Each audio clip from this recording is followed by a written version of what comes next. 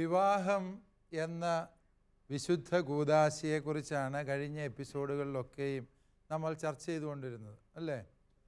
Yes, ഇന്ന് പെരിങ്ങാല ഇടവകക്കാർ അവരുടെ വികാരിച്ചനോട് ഒത്തുവന്നാണ് ഈ ചർച്ചയിൽ പങ്കെടുക്കുന്നത്. ബഹുമാനപ്പെട്ട വികാരിച്ചൻ ഈ മതാധ്യാപകർക്ക് നൽകുന്ന വലിയ നേതൃത്വത്തെ ഞാൻ ഹൃദയപൂർവ്വം അഭിനന്ദിക്കുന്നു. ഓക്കെ, നമ്മൾ വിവാഹത്തെക്കുറിച്ച് പല കാര്യങ്ങൾ ഇതിനോടകം പഠിച്ചു കഴിഞ്ഞതാണ്. വിവാഹത്തെ സംബന്ധിക്കുന്ന ചില പ്രായോഗിക വിഷയങ്ങളാണ് ഇന്ന് നമ്മൾ ചർച്ചയ്ക്കായി നിർദ്ദേശിക്കുന്നത്. ഉദാഹരണമായിട്ട് വിവാഹത്തെ സാധുവാക്കുന്ന അടിസ്ഥാനപരമായ നിലപാടുകൾ, ഘടകങ്ങൾ ഏതൊക്കെയാണ്? മാനസിക രോഗമുള്ളവർക്ക് വിവാഹിതരാകാൻ സാധിക്കുമോ? ന്യായമായും പ്രായോഗികമായൊരു ചോദ്യമാണ്. ഒരിക്കൽ വിവാഹം ചെയ്ത വ്യക്തിയെ ഉപേക്ഷിച്ചാൽ അയാളെ വിവാഹം കഴിക്കാൻ പറ്റുമോ വീണ്ടും? തുടങ്ങിയ അതുപോലെ സ്വവർഗത്തിൽപ്പെട്ടവർ വിവാഹം, ട്രാൻസ്ജെൻഡേഴ്സിൻ്റെ വിവാഹം, അതുപോലെ തന്നെ കൂടിത്താമസങ്ങൾ, ഇങ്ങനെ ആധുനിക സമൂഹത്തിൽ വിവാഹവുമായി ബന്ധപ്പെട്ട ഒട്ടനവധി പ്രതിസന്ധികളെ ഇന്ന് സമൂഹം അഭിമുഖീകരിക്കുന്നുണ്ട്. വിശ്വാസത്തെ ഗൗരവമായി എടുക്കുന്നവർക്ക് ഇവയൊക്കെയും പ്രതിസന്ധികൾ തന്നെയാണ്. വിശ്വാസത്തിന് ഒരു വിലയുമില്ല, വിവാഹത്തെ ഒരു കൂദാശയായും പരിഗണിക്കുന്നില്ല എന്ന് ചിന്തിക്കുന്നവർക്ക് ഈ പറഞ്ഞ പ്രതിസന്ധികളൊന്നും പ്രതിസന്ധികളേ അല്ല എന്നുള്ളത് സത്യമാണ്. പക്ഷേ വിവാഹം ഒരു കൂദാശയും ദൈവസന്നിധിയിൽ ദമ്പതികൾ നടത്തുന്ന ഉടമ്പടിയുമാണ് എന്ന ബോധ്യം ഉള്ളവർക്ക്, ഇത് ദൈവത്താൽ യോജിപ്പിക്കപ്പെട്ട ബന്ധമാണ് എന്ന ബോധ്യമുള്ളവർക്ക് വിവാഹം സഭ അനുശാസിക്കുന്ന മാനദണ്ഡങ്ങളിലൂടെയും സഭ അനുശാസിക്കുന്ന വ്യവസ്ഥകൾ അനുസരിച്ചും നടത്തണം എന്ന് നിർബന്ധ ബുദ്ധിയുണ്ട് താനും. അതുകൊണ്ട് തന്നെ ഈ മാറുന്ന കാലഘട്ടത്തിനനുസരിച്ച് വിവാഹ ജീവിതത്തിൽ വരുന്ന പ്രതിസന്ധികളെക്കുറിച്ചാണ് ഇന്നത്തെ എപ്പിസോഡിൽ നാം ചർച്ച ചെയ്യുക. നിങ്ങളുടെ ചോദ്യങ്ങളിലൂടെ ആ ചർച്ചകൾ കൂടുതൽ അർത്ഥപൂർണമാവുകയും കൂടുതൽ സജീവമാവുകയും ചെയ്യും എന്ന് ഞാൻ വിചാരിക്കുന്നു. കോടാനുകൂടി മനുഷ്യർ ഉന്നയിക്കാൻ ഉദ്ദേശിക്കുന്ന വിവാഹ സംബന്ധമായ ചോദ്യങ്ങളുണ്ട്. ശാലോമിൻ്റെ തന്നെ പ്രേക്ഷകർ പലരും ചോദിക്കാൻ ആഗ്രഹിക്കുന്ന ചോദ്യങ്ങൾ നിങ്ങളുടെ നാവിലൂടെ ഇവിടെ ഉയർത്തപ്പെടട്ടെ എന്ന് മാത്രമാണ് ഞാൻ ആശംസിക്കുന്നത്. നിങ്ങൾ ചർച്ചകൾക്ക്, കൂടിയാലോചനകൾക്ക് സമയമെടുക്കാം.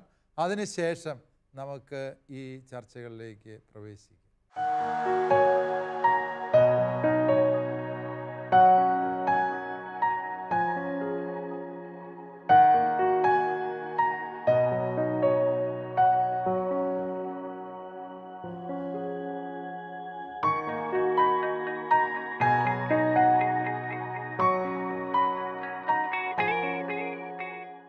ആരാണ് ആദ്യമായി ചോദ്യം ചോദിക്കുന്നത്?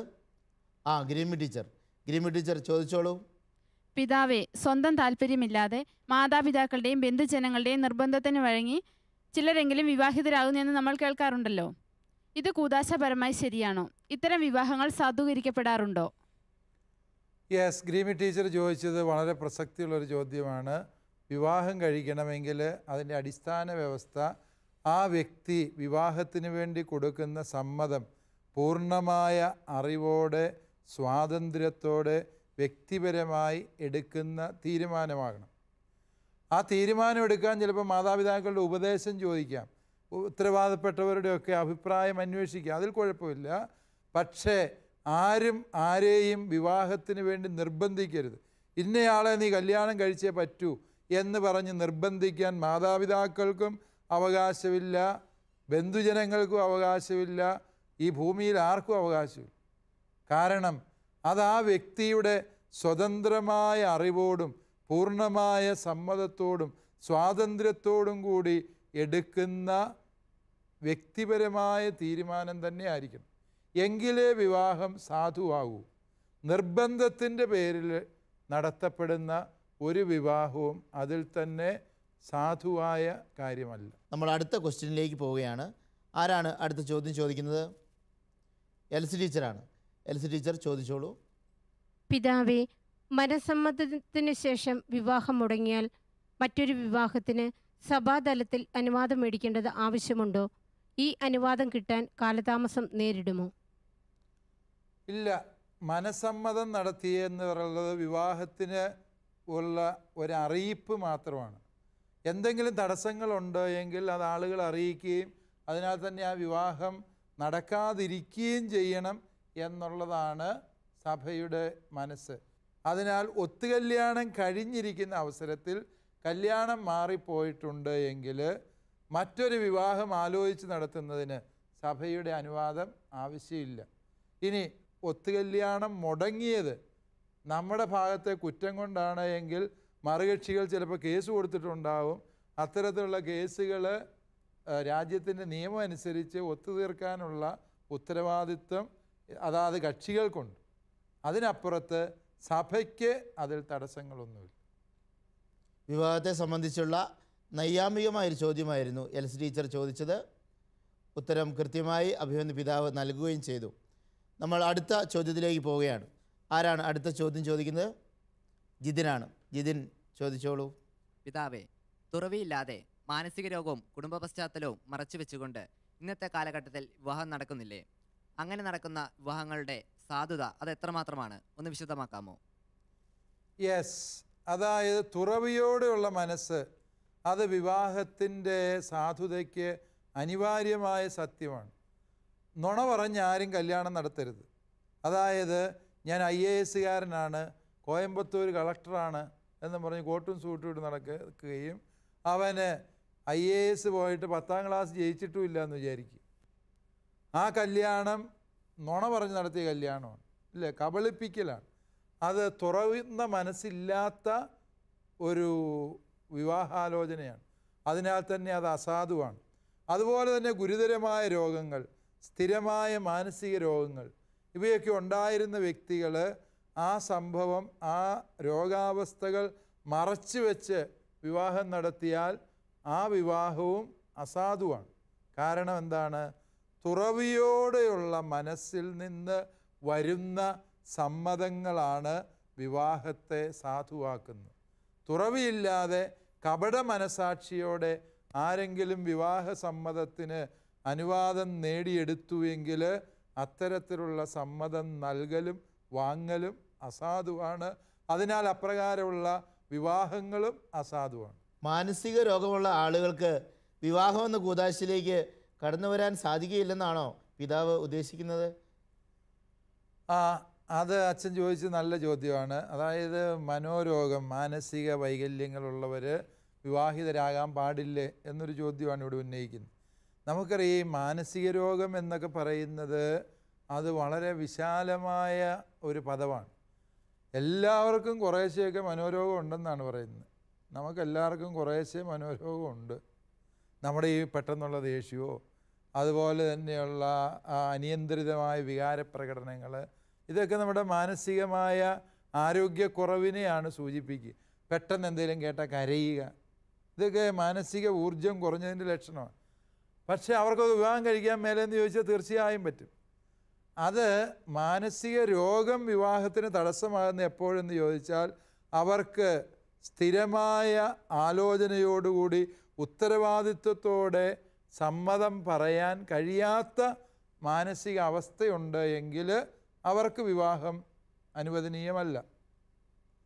ചെറിയ രീതിയിലുള്ള മാനസിക പ്രശ്നങ്ങൾ എന്തെങ്കിലും ഉണ്ട്, സ്കൂളിൽ പഠിച്ചുകൊണ്ടിരുന്നപ്പം ചില വെപ്രാളങ്ങളും മാനസിക വൈകല്യങ്ങളും കാണിച്ചു, അതിന് മരുന്ന് കഴിച്ചിട്ടുണ്ട്, അങ്ങനെയൊക്കെയുള്ള കാര്യങ്ങളുണ്ട് എങ്കിൽ വിവാഹ ആലോചനയുടെ സമയത്ത് പങ്കാളിയോട് അത്തരം കാര്യങ്ങൾ തുറന്ന് പറഞ്ഞുകൊണ്ട് വിവാഹ ജീവിതത്തിലേക്ക് പ്രവേശിക്കാൻ ശ്രമിക്കണം.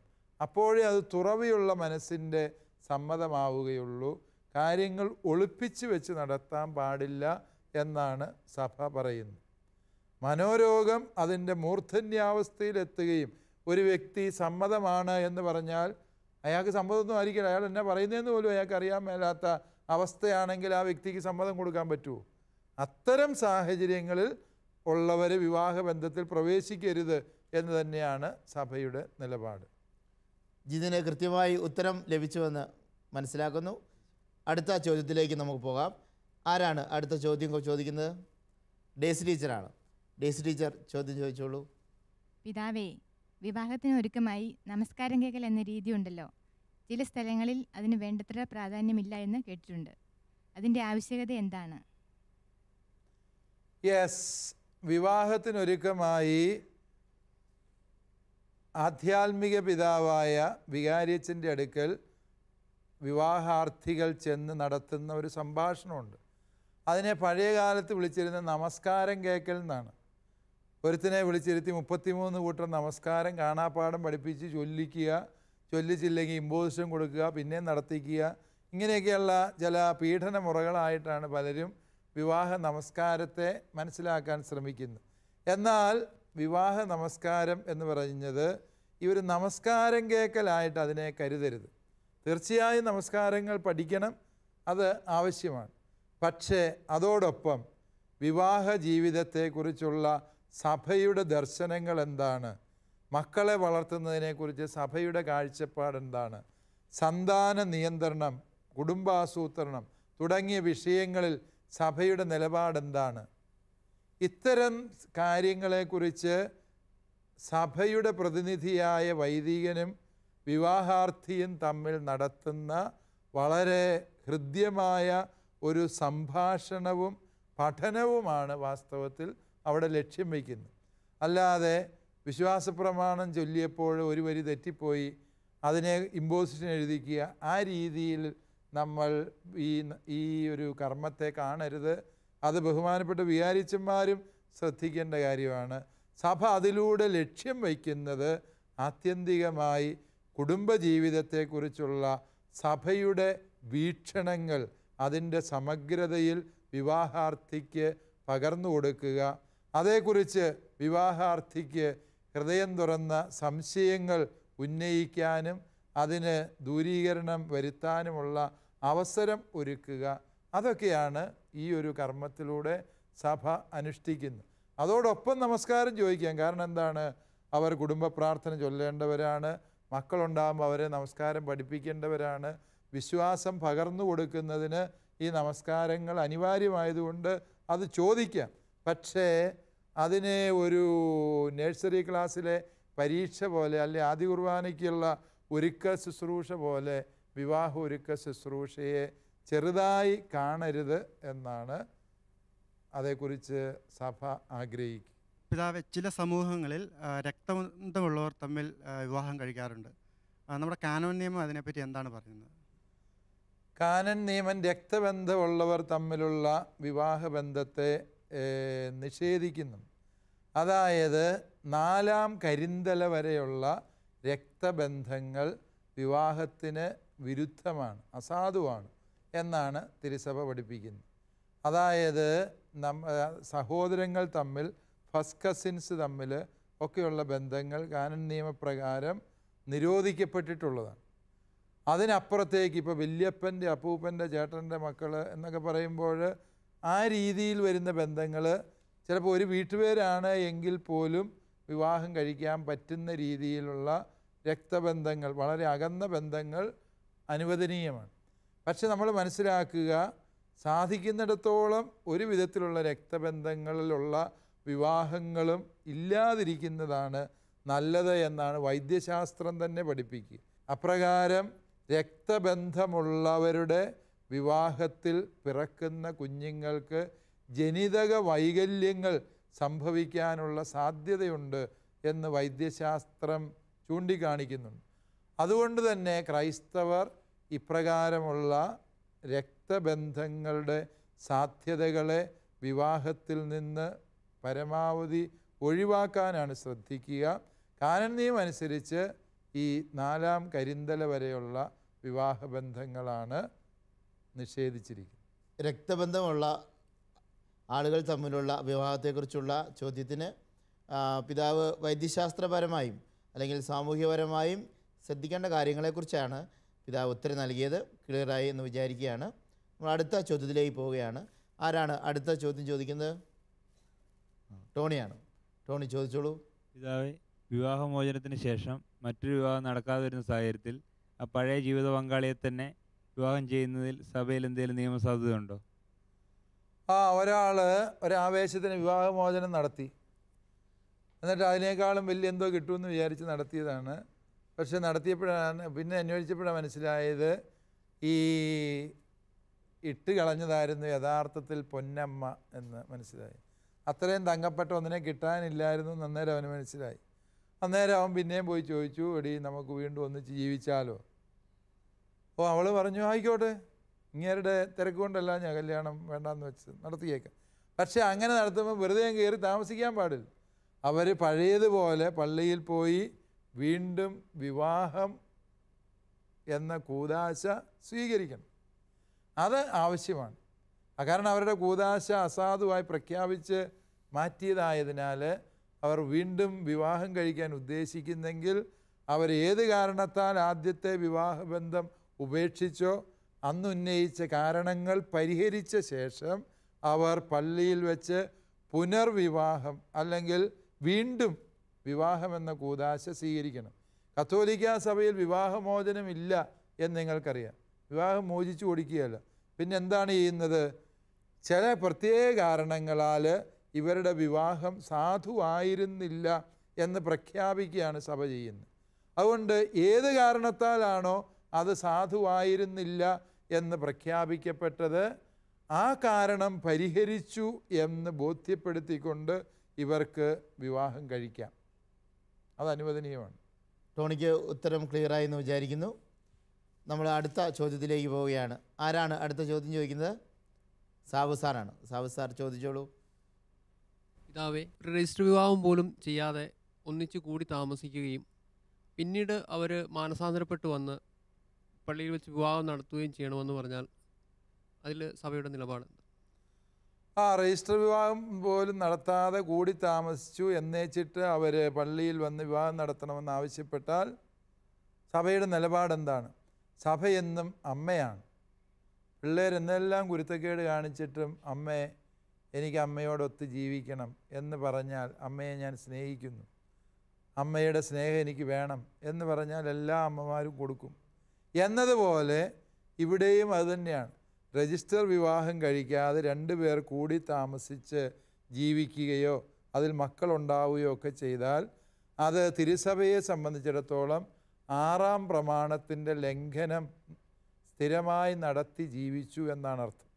അത് പരിശുദ്ധ കുമ്പസാരത്തിലൂടെ അതിന് പാപമോചനം നേടുക, അത്തരം വ്യക്തികൾ തങ്ങൾ വിശ്വാസ സമൂഹത്തിന് ഈ ജീവിതം മൂലമുണ്ടാക്കിയ ഉതപ്പിനെക്കുറിച്ച് അനുതപിച്ച് സഭയെ അറിയിക്കുക, അപ്രകാരം ചെയ്തു കഴിയുമ്പോൾ അവരുടെ വിവാഹം സാധുവായി സഭയിൽ വെച്ച് നടത്തുന്നതിന് തടസ്സങ്ങളില്ല. സാബു സാറിന് കൃത്യമായി ഉത്തരം ലഭിച്ചുവെന്ന് വിചാരിക്കുകയാണ്. നമ്മൾ അടുത്ത ചോദ്യത്തിലേക്ക് പോവുകയാണ്. ആരാണ് അടുത്ത ചോദ്യം ചോദിക്കുന്നത്? സെൽമി ടീച്ചറാണ്. സെൽമി ടീച്ചർ ചോദിച്ചോളൂ. പിതാവേ, ഇപ്പോൾ പല രാജ്യങ്ങളിലും സ്വവർഗ വിവാഹം അംഗീകരിച്ചതായി കേട്ടിട്ടുണ്ട്. ഇതിൽ സഭയുടെ നിലപാട് എന്തെന്ന് വ്യക്തമാക്കാമോ? വിവാഹത്തെ സംബന്ധിച്ച് സഭയുടെ നിലപാട് ദൈവിക വെളിപാടിൻ്റെ നിലപാട് തന്നെയാണ്. ദൈവം മനുഷ്യനെ പുരുഷനും സ്ത്രീയുമായി സൃഷ്ടിച്ചു. തന്മൂലം പുരുഷൻ മാതാപിതാക്കളെ വിട്ട് ഭാര്യയോട് ചേരുന്നു. അതാണ് വിവാഹം. അതാണ് ദൈവിക വെളിപാട്. ദൈവം ആദത്തെ പോലെ മറ്റൊരാദത്തെ അല്ല സൃഷ്ടിച്ചത്. ഹൗവായെ പോലെ മറ്റൊരു ഹൗവായെ അല്ല സൃഷ്ടിച്ചത്. ദൈവിക പദ്ധതി സ്ത്രീ പുരുഷ വിവാഹമാണ് എന്ന് തിരുസഭ ഉറച്ചു വിശ്വസിക്കുന്നു. ഏതെങ്കിലും വ്യക്തികൾക്ക് സ്വവർഗ അനുരാഗം ഉണ്ടാകാം. അവർ ഘോരപാപികളാണെന്നോ ശപിക്കപ്പെടേണ്ടവരാണെന്നോ ഉള്ള ധാരണയൊന്നും തിരുസഭയ്ക്കില്ല. സഭയ്ക്ക് അവരെക്കുറിച്ച് വളരെ അനുഭാവപൂർണമായ കരുണാർദ്രമായ മനസ്സ് തന്നെയാണുള്ളത്. അത്തരം വ്യക്തികളെ സഭ അനുയാത്ര ചെയ്യുകയും അവരെ ശരിയാം വിധം മനസ്സിലാക്കുകയും അവർ ഇപ്പോഴായിരിക്കുന്ന അവസ്ഥയിൽ നിന്ന് അവരെ രക്ഷിച്ച് സമൂഹത്തിൻ്റെ മുഖ്യധാരയിൽ സ്വാഭാവിക ജീവിതം നയിക്കാൻ അവരെ പര്യാപ്തരാക്കുകയും ചെയ്യണം എന്നതാണ് സഭയുടെ നിലപാട്. ആരും ജന്മന ഇപ്രകാരം ജനിക്കുന്നു എന്ന് ഇതുവരെയും ഒരു ശാസ്ത്രവും തെളിയിച്ചിട്ടില്ല, സഭ അങ്ങനെയൊട്ട് വിശ്വസിക്കുന്നുമില്ല. ആരും ജന്മന സ്വവർഗ അനുരാഗികളാണ് എന്ന് സഭ കരുതുന്നില്ല. എന്നാൽ ആ വ്യക്തി വളർന്നു വന്ന സാഹചര്യത്തിൻ്റെ സമ്മർദ്ദങ്ങളാൽ ആ വ്യക്തിയിൽ അപ്രകാരമുള്ള സ്വവർഗാനുരാഗ ചിന്തകളോ താല്പര്യങ്ങളോ രൂപപ്പെട്ടേക്കാം. അത്തരം വ്യക്തികളോട് നിങ്ങളിനി കാലാകാലം അങ്ങനെ ജീവിച്ചാൽ മതി എന്ന് പറഞ്ഞ് അവരെ കൈവിടുന്നത് സമൂഹം അവരോട് കാണിക്കുന്ന നിരുത്തരവാദപരമായ സമീപനമാണ്. ഒരാൾ മദ്യത്തിനടിപ്പെട്ടു പോയാൽ, മയക്കുമരുന്നിനടിപ്പെട്ടു പോയാൽ നമ്മൾ എന്നാ ചെയ്യുന്നത്? കുറേ കൂടെ മയക്കുമരുന്ന് കൊടുത്ത് അവൻ മരിച്ചു പൊക്കോട്ടെ എന്ന് വിചാരിക്കുകയാണ് ചെയ്യുന്നത്. നമ്മൾ ആ വ്യക്തിയെ സമൂഹത്തിൻ്റെ മുഖ്യധാരയിലേക്ക് കൊണ്ടുവരാൻ ശ്രമിക്കും. അതേ മനോഭാവമാണ് സഭയ്ക്കുള്ളത്. സഭയുടേത് കുറേ കൂടി ഉത്തരവാദിത്വപൂർണമായ സമീപനമാണ്. ആ വ്യക്തിയെ അനുയാത്ര ചെയ്ത് സ്നേഹിച്ച് വേണ്ടത്ര കൗൺസിലിങ്ങുകൾ, മനഃശാസ്ത്ര ചികിത്സകളിലൂടെ ആ വ്യക്തിയെ സമൂഹത്തിലെ മുഖ്യധാരയിൽ കൊണ്ടുവരാനും ഏതൊരു വ്യക്തിയെയും പോലെ സ്വാഭാവിക കുടുംബജീവിതത്തിൽ പ്രവേശിക്കാനും ആ വ്യക്തിയെ ഒരുക്കാൻ പറ്റും എന്നാണ് സഭയുടെ നിലപാട്. അതുകൊണ്ട് തന്നെ സ്വവർഗ വിവാഹം ഒരു വ്യക്തിയോട് കാണിക്കുന്ന ആനുകൂല്യമല്ല, ആ വ്യക്തിയോട് കാണിക്കുന്ന അന്യായമാണ് എന്നാണ് സഭയുടെ നിലപാട്. കാരണം നമുക്കറിയാം, ഈ സ്വവർഗ അനുരാഗികൾ വിവാഹ ജീവിതത്തിലേക്കൊക്കെ പ്രവേശിച്ച് കഴിയുമ്പോൾ അത് പ്രകൃതിയുമായി ഒത്തുപോകാത്ത ഒരു ബന്ധമായതിനാൽ പലപ്പോഴും സ്വവർഗ അനുരാഗികൾ അവരുടെ ആയുസ് വളരെ കുറവാണ്. ഇതേക്കുറിച്ച് പഠനം നടത്തിയിട്ടുള്ളവർ സൂചിപ്പിക്കുന്നത് ഈവൻ അമേരിക്ക പോലെയുള്ള ഡെവലപ്ഡ് കൺട്രീസിൽ പോലും നമുക്കറിയാം സാധാരണ മനുഷ്യൻ്റെ ആയുസ് 74-75 വയസ്സ് വരെ ശരാശരി നിൽക്കുമ്പോൾ ഇവരുടെ ആയുസ് 50-55 ഇടയിലാണ് ഇപ്പോഴും നിൽക്കുക. അതൊക്കെ സൂചിപ്പിക്കുന്നത് ആ വ്യക്തികളെ അപ്രകാരം കൈവിട്ട് കഴിയുമ്പോൾ അവർ ആത്മഹത്യാപരമായ വഴികളിലൂടെയാണ് നീങ്ങുന്നത് എന്നാണ്. ഇനി എന്തിനാണ് വിവാഹം എന്ന് ചോദിച്ചാൽ ആ വിവാഹത്തിന് പരമമായൊരു ലക്ഷ്യം കൂടിയുണ്ട്. അവരുടെ പരസ്പര സ്നേഹം ജീവദായകമായ സ്നേഹമായിരിക്കണം. 2 പുരുഷന്മാർ തമ്മിൽ സ്നേഹിച്ചാൽ ജീവനുണ്ടാവൂ, 2 സ്ത്രീകൾ തമ്മിൽ സ്നേഹിച്ചാൽ ജീവനുണ്ടാവൂ. സ്വവർഗ വിവാഹം അനുവദിച്ച് എല്ലാവരും സ്വവർഗ വിവാഹത്തിന് പോയാൽ സംഭവിക്കുന്ന എന്താ? മനുഷ്യകുലം ഈ തലമുറ കൊണ്ട് അവസാനിച്ചു. മനുഷ്യകുലത്തിൻ്റെ സമ്പൂർണ്ണ നാശം ആഗ്രഹിക്കുന്നവർക്ക് മാത്രമേ ഈ സ്വവർഗ വിവാഹത്തിന് വേണ്ടി ഇത്രമേൽ ശബ്ദകോലാഹലം ഉണ്ടാക്കാൻ സാധിക്കുകയുള്ളൂ. നമുക്കറിയാം, സ്വവർഗ വിവാഹത്തെ സഭ എതിർക്കുമ്പോഴും സഭയുടെ നിലപാടിൽ സ്വവർഗ അനുരാഗ ചിന്തയോ അഭിനിവേശമോ ഉള്ള വ്യക്തികൾ അങ്ങേയറ്റം സ്നേഹിക്കപ്പെടേണ്ടവരും പരിഗണിക്കപ്പെടേണ്ടവരും അനുയാത്ര ചെയ്യപ്പെടേണ്ടവരുമാണ്. അവർക്ക് പ്രത്യേക അജപാലന സൗകര്യങ്ങൾ ഒരുക്കി കൊടുക്കണം എന്നതാണ് സഭയുടെ നിലപാട്. ഉത്തരം വളരെ വ്യക്തമായിരുന്നു. സ്വവർഗ അനുരാഗികളോട് സഭയ്ക്ക് കാരുണ്യമുണ്ടെന്നും സ്വവർഗ വിവാഹത്തെ സഭ അംഗീകരിക്കുന്നുമില്ല എന്നുള്ള വ്യക്തമായ ഉത്തരം അഭിമന്യ പിതാവ് നൽകി. നമ്മുടെ വിവാഹത്തെക്കുറിച്ചുള്ള ഈ ചർച്ചകൾ ഏകദേശം ഇവിടെ അവസാനിക്കുകയാണ്. ഈ ഒരു സാഹചര്യത്തിൽ ആധുനിക ലോകത്തിൽ വിവാഹം മുന്നോട്ട് നയിക്കുന്ന പുതിയ ദമ്പതികൾക്ക് പിതാവ് കൊടുക്കുന്ന ഒരു ഉപദേശം എന്താണെന്ന് പിതാവ് ഒന്ന് വ്യക്തമാക്കാമോ? ഞാൻ വ്യക്തിപരമായി കൊടുക്കുന്ന ഉപദേശത്തേക്കാൾ എനിക്ക് തോന്നുന്നു ദൈവവചനം കൊടുക്കുന്ന ഉപദേശം അത് പറയാൻ സാധിക്കും. അതായത് ഈശോ പറഞ്ഞു, ദൈവം യോജിപ്പിച്ചതാണ് ദാമ്പത്യം. അതായത് ഓരോ ഭാര്യയും ഭർത്താവും, അടുത്ത കാലത്ത് വിവാഹം കഴിച്ചവർ തൊട്ട് വിവാഹത്തിൽ 50 കൊല്ലം കഴിഞ്ഞവരും 60 കൊല്ലം കഴിഞ്ഞവരും അടക്കമുണ്ട്, ഇല്ലേ? ഈ കൂട്ടത്തിലെ ഏറ്റവും നവവരൻ ടോണിയായിരിക്കും. അപ്പോൾ ടോണി തൊട്ട് എല്ലാവരും ചിന്തിക്കണം, എന്താണ്? എൻ്റെ ജീവിത പങ്കാളി ദൈവം എനിക്കായി കണ്ടെത്തി തന്ന അമൂല്യമായ നിധിയാണ്, സമ്മാനമാണ് എന്ന് ചിന്തിക്കണം. ആ ചിന്തയാണ് വിവാഹത്തെ എന്നും പവിത്രമാക്കി നിർത്തുന്നത്. ഇത് ഞാൻ കണ്ടെത്തിയതോ വീട്ടുകാർ കണ്ടെത്തിയതോ ഒന്നുമല്ല. ദൈവം എനിക്ക് തന്ന എൻ്റെ സ്വഭാവത്തിൻ്റെയും അവളുടെ സ്വഭാവത്തിൻ്റെയും സൂക്ഷ്മാംശങ്ങൾ പോലും അറിയാവുന്ന ദൈവം എനിക്കായി കണ്ടെത്തി തന്ന ഈ ജീവിത പങ്കാളിയോടൊത്ത് മരണം വരെയും വിജയകരമായി ജീവിക്കാം എന്ന് ദൈവം വിധിച്ചിട്ടുണ്ട്, വിലയിരുത്തിയിട്ടുണ്ട്. അതാണ് ഒന്നാമത് വേണ്ട ചിന്ത. രണ്ടാമതായി, വിവാഹ ജീവിതം എന്ന് പറയുന്നത് നമ്മുടെ ഇഷ്ടങ്ങൾക്കനുസരിച്ച് ജീവിത പങ്കാളിയെ രൂപപ്പെടുത്താനുള്ള വ്യഗ്രത ഉപേക്ഷിക്കണം. മറിച്ച് ജീവിത പങ്കാളിയെ ആയിരിക്കുന്ന അവസ്ഥയിൽ മനസ്സിലാക്കാനും സ്നേഹിക്കാനും കഴിയണം. ഞങ്ങളുടെ വീട്ടിലെ പതിവ് ഇതൊക്കെയാണ്. നമ്മുടെ നാട്ടിലെ ആണുങ്ങളുടെ ഒരു ധിക്കാര മനോഭാവമുണ്ട്. ഇവിടുത്തെ പതിവ് ഇങ്ങനെയാണ്, നിൻ്റെ വീട്ടിൽ അങ്ങനെയൊക്കെ നടക്കും, ഇവിടെ അതൊന്നും നടക്കുകയില്ല എന്ന മറ്റുള്ള ഡയലോഗുകൾ തുടങ്ങിയാലുള്ള കുഴപ്പം എന്നാ, ബന്ധം പിരിഞ്ഞു. വാസ്തവത്തിൽ മനസ്സിലാക്കുക, ഈ ഒരു കുടുംബജീവിതത്തിലേക്ക് ഒരു പെങ്കൊച്ച് കയറി വരുമ്പോൾ അവളെ കുറേ കൂടി കരുതലോടെയും പരിഗണനയോടും കൂടി സ്നേഹിക്കണം. പണ്ടാരോ സൂചിപ്പിച്ചതുപോലെ പെണ്ണ് കയറി വരുമ്പോഴത്തേക്ക് അമ്മായിമ്മയുടെ ഉപദേശമാണ്, എടി അവനെ നല്ല വടിവത്ത ഷർട്ട് തേച്ച് കെട്ടണം, അവന് പുളിയിട്ട മീൻകറി ഉണ്ടാക്കി കൊടുക്കണം, അവന് രാവിലെ ചൂടുള്ള ചായ മധുരവിട്ടത് പാലൊഴിക്കാതെ കിട്ടണം, അവന് എന്നും കുളിക്കാൻ ചൂടുവെള്ളം വേണം. ആഹാ, നിൻ്റെ ഏതെങ്കിലും ഒരു ആവശ്യം, ഇവിടുത്തെ ചെറുപ്പക്കാരികളോട് ഞാൻ ചോദിക്കും, നിങ്ങളോട് നിങ്ങളുടെ അമ്മായിമ്മ എന്നേലും ചോദിച്ചിട്ടുണ്ടോ, കൊച്ചേ നിനക്ക് ഏറ്റവും ഇഷ്ടമുള്ള കറി ഏതാണ്? ചോദിച്ചോ? ഇല്ല. അപ്രകാരമുള്ള ഒരു പുരുഷ കേന്ദ്രീകൃതമായ ഒരു സംസ്കാരത്തിൽ ദാമ്പത്യ ജീവിതം പലപ്പോഴും ഒന്നെങ്കിൽ അടിമത്തവോ ഏകാധിപത്യമോ ഒക്കെ ആയി മാറാൻ സാധ്യതയുണ്ട്.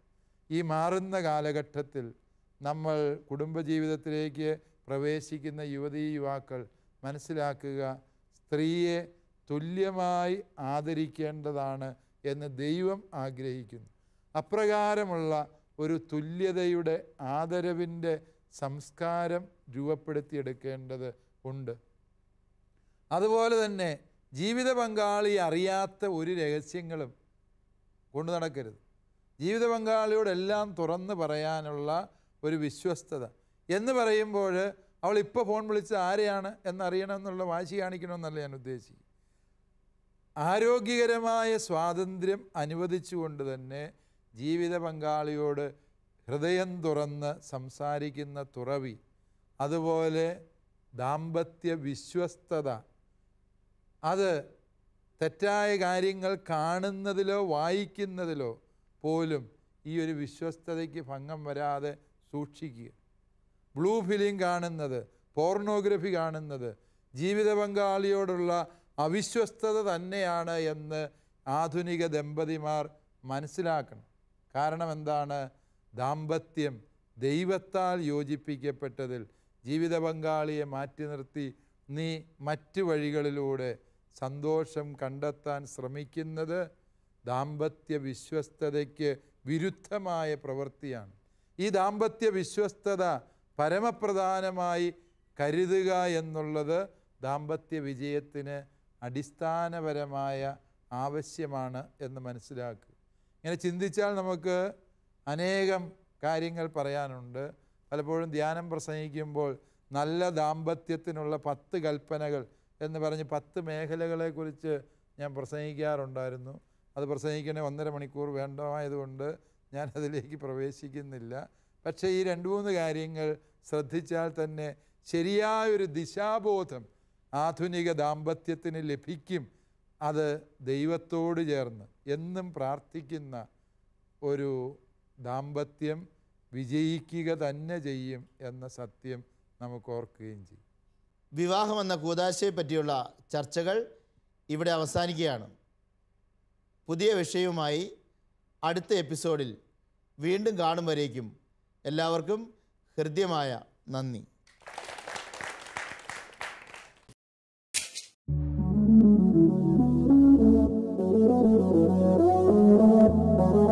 CCAT പ്രോഗ്രാമിന്റെ മുൻ എപ്പിസോഡുകൾ കാണുവാൻ ലോഗോൺ ചെയ്യൂ www.shalomtv.tv/ccat.